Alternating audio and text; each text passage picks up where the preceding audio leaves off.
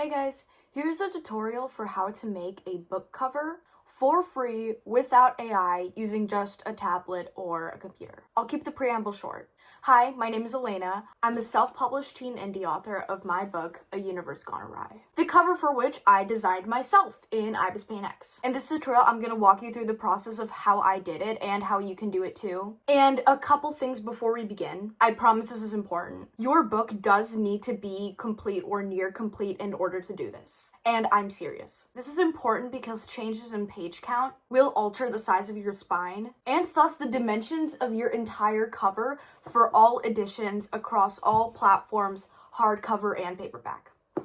So please do get that out of the way before you start making your cover. Also, this tutorial is going to cover how to upload your covers onto Spark and KDP, since those are the platforms that I used. I'm going to show you because they have slightly different requirements for dimensions, even if your trim size and your paper type is identical. So here's some questions that you might have about this process before we begin. Can I use Canva or Procreate or some other service to do this? Yes, absolutely. It just has to have DPI 300 at least and be capable of pixel exact dimensions. Question 2, is it hard to do by myself? This entirely depends on the complexity of your cover. Some self-help books that have a big title font and just a stock picture are gonna be pretty easy to make. But if you have a fantasy cover with designs or a carefully designed border, that is going to be more difficult and that is going to take more effort. I spent about 120 hours making my book cover, but honestly, I was really locked in and it didn't really feel that way. Question 3, do I have to do this by myself? No, you can very easily hire someone, but it's not going to be cheap. And it can easily exceed $1,000 if you have a more complex fantasy cover. And for some people, including myself, making the cover yourself is just a more viable option. Question 3, AI anything? Absolutely not. You do not need AI to make a cover for you. If you're watching this video or you're a subscriber of mine, I know that you are not that stupid or lazy. You don't need AI to make the cover for you or even generate elements for it.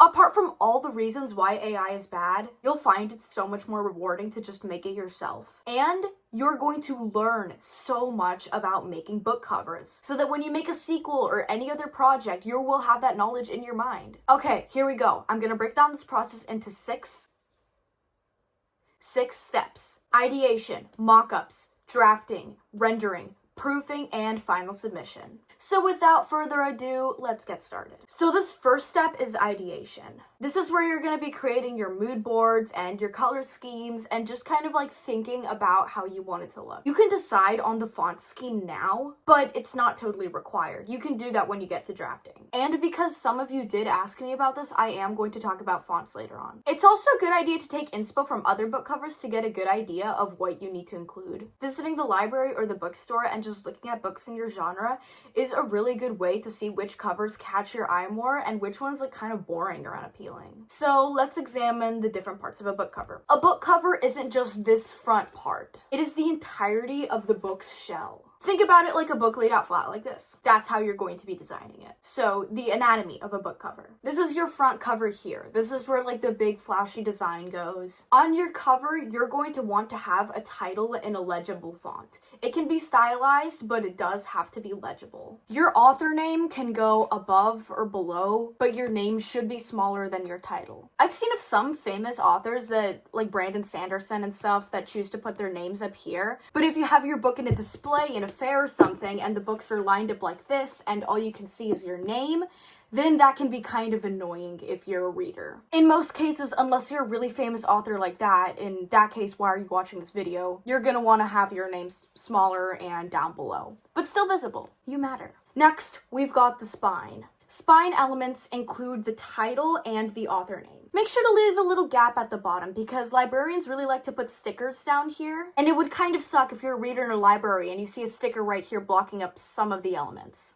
Now the back cover is where things get a little bit complicated, but stick with me here, okay? You're gonna put your book's hook and the synopsis back here. I seriously advise against putting testimonials on the back because honestly, and you guys tell me in the comments below, who is influenced by those testimonials? If you really, really want to put praise in a book, what I see a lot of authors do is that they put it as part of their front matter here in the beginning of their book. But the single most important thing in the book, this can all just be garbage trash, but your ISBN has to be in a very specific spot. And most cover templates, like the ones we're gonna use, are gonna give you a place to put them. And yes, the place is a little different for hardcover and paperbacks. You might be asking this point about dust jackets. Yes, they are cool, but they do add quite a bit of money per copy, which eats away at your profit and make it more expensive for the consumer. And non-affordable books do tend to scare customers away. And as a debut, you do not want to be losing potential readers. Plus, only IngramSpark is capable of doing book jackets, not KDP. So, the next general step to consider, so that's the general things to consider when you're ideating your cover.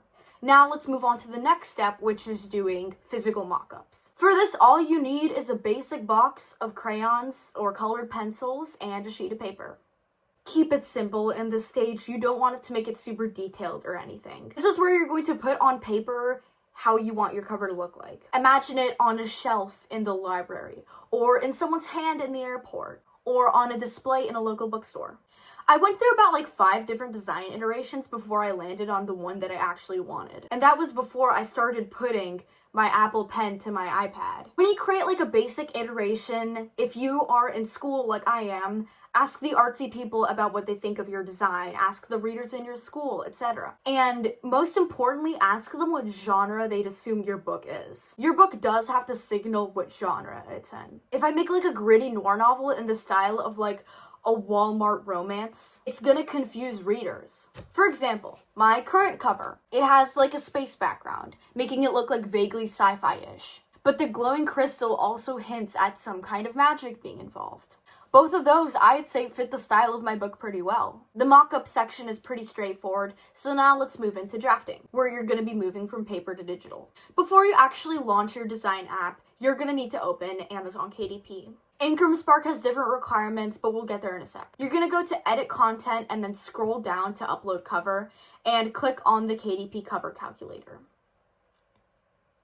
Then you're going to enter your book's information here, after which you're going to download the template and get it onto the device that you're going to be designing on. I just did this by emailing it to myself and opening it on my iPad. And you're going to repeat this process for your hardcover template. For IngramSpark, you're just going to Google IngramSpark cover template generator and do the same exact process. It's really similar. Input your information except for the price and currency at the bottom and send both templates to your designing device. Pick cream paper or groundwood in KDP if your book is fiction and white paper if your book is nonfiction. Same goes for IngramSpark. It's just industry standard. So you're probably asking why I told you not to put the price and currency on the ISBN. And it's because it's just generally not recommended because the price can change depending on the region where it's sold. Also, you will have to upload a totally new cover if you decide to make a price change later on. The KDP template doesn't automatically generate an ISBN barcode, but it's really easy. Like literally just visit any barcode generator online and make sure it's giving you one for ISBN 13. Then save those and email them to yourself, open it on your designing app, on your designing device of choice. And now it's actually time to start drafting. You should start with the variant that has the largest cover dimensions, since it's easier to crop than it is to extend. Import your template and make sure that the dimensions are pixel exact to the cover template that you're using. Make sure it's set to 300 dpi or your cover is going to end up looking really blurry and kind of cheap. Make sure your template is layered over the art that you're doing so you can make sure you're in the safe zone. Now you can actually start to make your cover. Make sure everything is done in separate layers and organized by type. Your background folder, your main art folder, and the words. Saving it this way is going to make it a lot easier when you have to shift stuff around for the other cover variants. Since I mentioned it earlier and since I was asked about it, let's talk about fonts. While I can't speak too much for Canva or Procreate, though I do imagine it's similar, on Ibispaintx you can get fonts using this tab.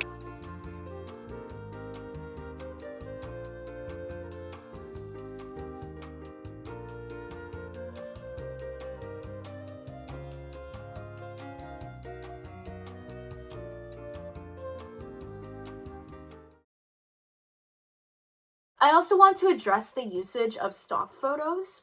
You'll encounter these confusing terms when searching for stock photos. Public domain, royalty-free, and attribution required. They're really confusing and they all mean different things. Public domain means anyone can use the image for any purpose, no consequence. Those are okay to use in your final version of your cover. Royalty-free does not always mean free of charge. It just means that after you acquire the image, free or not, The creator of the source image isn't going to charge you to use it. Attribution required means that you have to give credit to the creator of the image, likely inside your cover copyright blurb. I used some unlicensed images for mine when I was still designing my cover so I could get a better idea of what I wanted.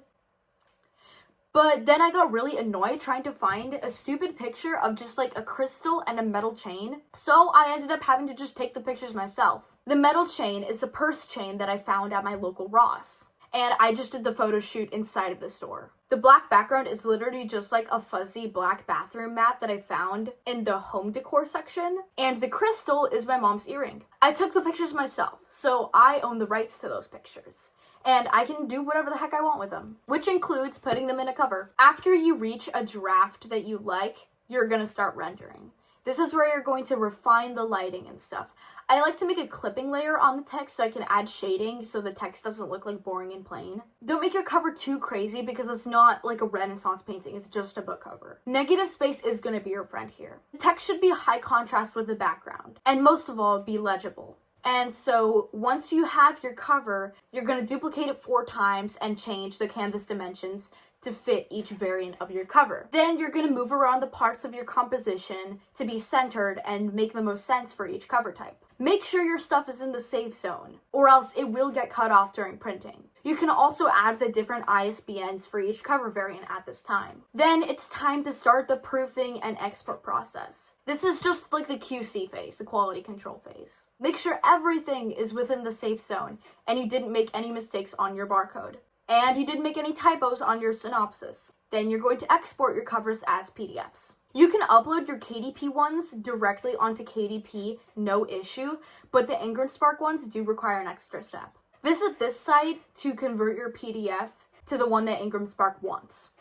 It's run by an author named Heather Cash. She's super nice. She runs this service entirely for free, so do donate if you can. I did link it in the description. The reason why you need to change it is because IngramSpark is a little old-fashioned.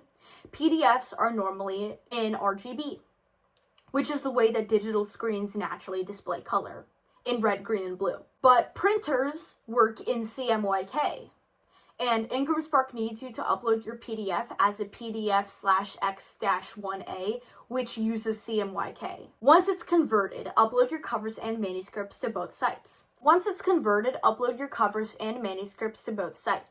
KDP will give you an e-proof right then and there, where they're going to tell you to fix the main errors they spot within their system. IngramSpark is going to send you through email an e-proof in about a day or 2. Then after you like both of those e-proofs, order physical proofs. The KDP proof is going to come through the mail pretty quickly, since it uses Amazon's delivery system. Take this opportunity to make sure everything is lined up how you want it, and read your book as a physical copy for the first time. It will come with this do not resale over the entire thing for paperback and hardcover, but honestly, I don't really care. You can still identify any errors that are on it, and when it does get shipped out to customers, obviously it's not going to have this on there. Do read your book for the first time. You're going to catch so many errors that you didn't see digitally, and this is a good time to fix stuff like missing periods and stuff. Just don't make changes bigger than like 5 pages, because that's actually going to mess up your spine width. IngramSpark proofs take like a couple light years to arrive, as with everything with that platform, but make sure that you're happy with those ones before you submit. My hardcover for IngramSpark is kind of in a state of limbo, because when I got it, it came kind of misaligned, because this, I don't know if you can see it, the lights with the lighting, but there's like this like indentation here. So if I remove this, it's lined up, but if I add the width that they added to the spine here that I didn't account for, it's not lined up, and I don't know how to do the math to make up the difference. So I never proved it. It never got shipped out. So I never proved it. It's not listed on any site, and I did kind of just give up on it. But I mean, it's a good lesson, because if you never approve it, it's never going to hit the market, and it'll be fine. After you decide to approve it for publishing, you're done. You're literally done. You did it. And I'm done with this video. Thank you to all of you guys who prompted me to make this, and for your questions about cover design. If you found this helpful, do drop a like and share with an indie author that you know. Subscribe if you want. I give a lot of tips for publishing and writing as a teen author. I also talk about my debut novel, the one that I'm holding in my hand, A Universe Gone Awry. Synopsis in the description, as always. If you have further questions, please drop them in the comments. I answer within a day or two usually, as I honestly don't have anything better to do. And yeah, that's it. Thank you.